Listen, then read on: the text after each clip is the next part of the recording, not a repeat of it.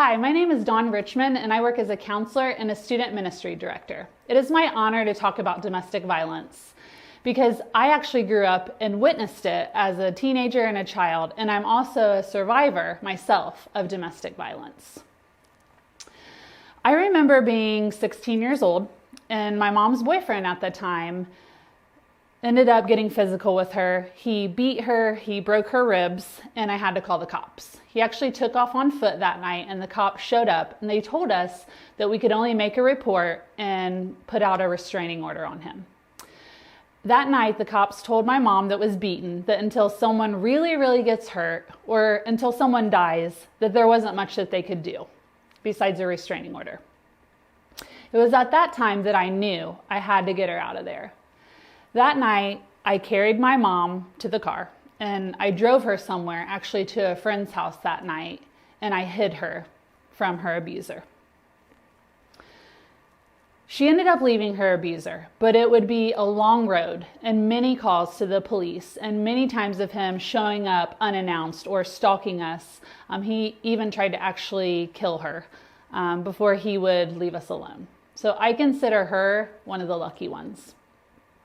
I witnessed more verbal abuse growing up as a child with my mom and dad, but after my parents divorced, my mom was with that man that did the abuse and violence to her, and that event in my teens stands out most in my memory. As an adult, I actually found myself in an abusive relationship. I was with someone that was verbally and emotionally abusive, and then it turned into physical abuse at the end. We were off and on for nearly 5 years, and I finally got the courage to leave after leaving a few times and going back. After several times, I ended up leaving for good. According to the National Domestic Violence Hotline, on average, a woman will leave an abusive relationship 7 times before she actually leaves for good. So we want to break that statistic and beat that statistic and it not take 7 times, because in between, it could be really bad. There's a lot of silence and shame regarding the topic of domestic violence. When I knew I would speak about domestic violence, I actually created a poll on social media to gauge how many people are or were victims or witnesses to domestic violence. Many brave individuals responded and said, yes, I witnessed domestic violence in my lifetime, or yes, I am a survivor of domestic violence, or yes for both. Over half of the people that participated in that informal poll that I did both witnessed and were victims of domestic violence. But I also know that there were many who did not speak up, perhaps because of shame or embarrassment, maybe because of fear, or maybe they just didn't realize that emotional or physical abuse is still domestic violence, also psychological abuse.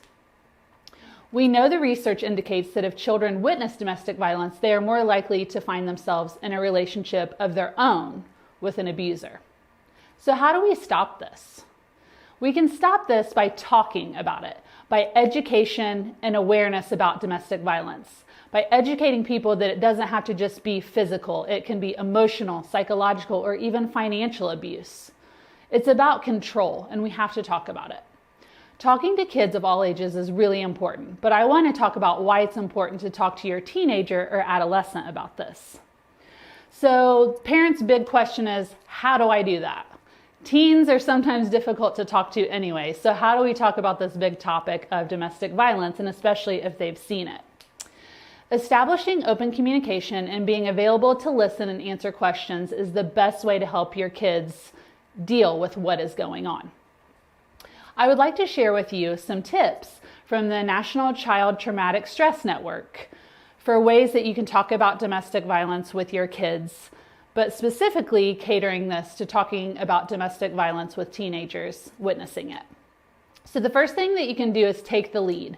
Don't wait for your kids to come to you about it. More than likely, they're pretty scared and uncomfortable to bring up the topic, and I know you may be too, but don't wait for them to come to you. Actually be proactive and start the conversation yourself. Start with a message of support. Try something like, I love you, I care about you, and I want you to know you're not alone. I will listen to you. As a counselor, the number one thing adolescents appear to struggle with that they tell me about is they don't feel heard or supported by their parents. So listening, supporting them is so important. The next thing you can do is find out what they know. Ask your kids what they've actually seen or what they understand about what's happening at home. Allow them to be heard and listen from their perspective.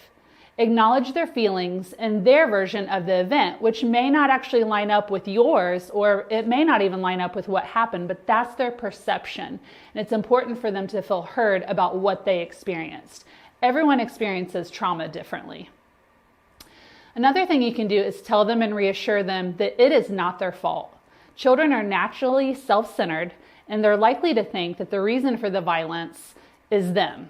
So assure them that it is not their fault. Assure them that they are not the reason and it's not their fault.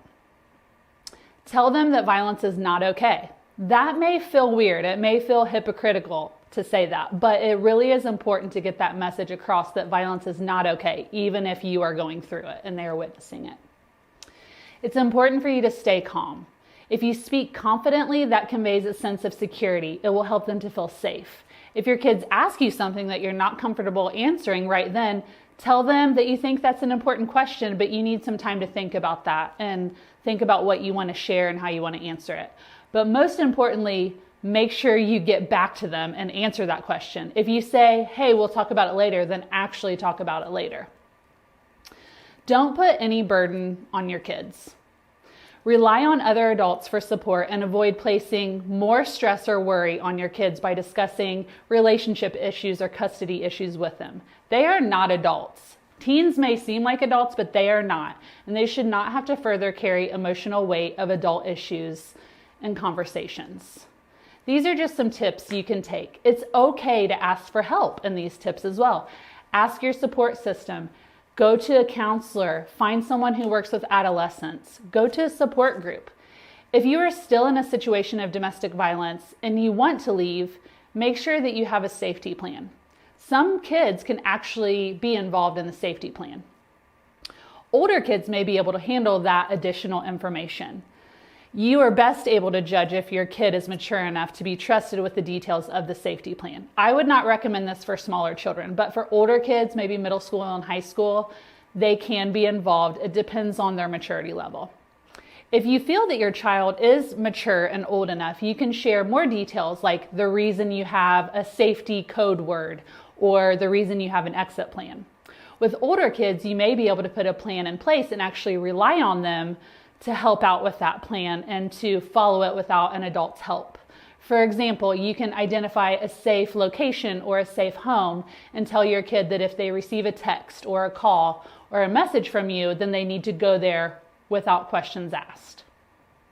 Older kids might also be able to help escort and comfort their younger siblings. So if you walk through the plan with them, make sure that they know the route and they know the location. They know if they need to grab their brother and sister. They know they need to grab a bag. Since emotions will probably be high when you put that plan in place, you want to make sure that you practice it. You may need to remind older kids that it's not their fault to protect you from abuse, though. I can remember being a kid and my brother would actually intervene in the middle of my parents to try to stop them from fighting. And I was pretty scared, so I would often hide in my room. But I remember my brother felt like he needed to protect my mom or protect me or protect the people involved. And we wanted it to stop. But that is not the job of kids in the household. After those things happened in my home, we literally never talked about it. So whatever happened, we were left to just draw our own conclusions as kids. And we all know that could be a bunch of different conclusions. So make sure that your kids don't feel the need to protect you and that you do talk about it. So education, awareness, and speaking about what is happening is so important. Talk to your kids about what is happening and remind them that it's not their fault and it's not their responsibility to get you out of the situation or protect you. Include them on the safety plan if that is appropriate. So open communication, listening, and reassuring is the best way to talk to your kids about domestic violence because they know it's going on and so they need to talk about it. Thank you for allowing me to speak about this today.